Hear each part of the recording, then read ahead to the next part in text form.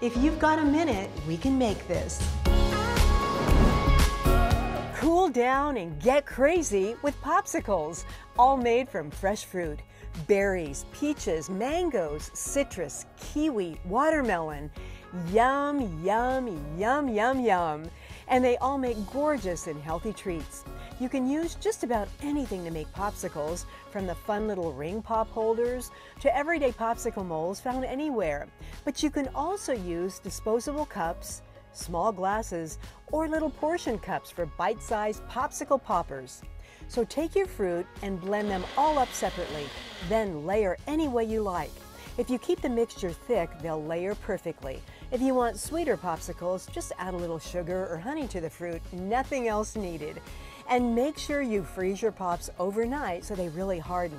So blend, blend, blend, and then chill out with all the great fruits of the season with Popsicles.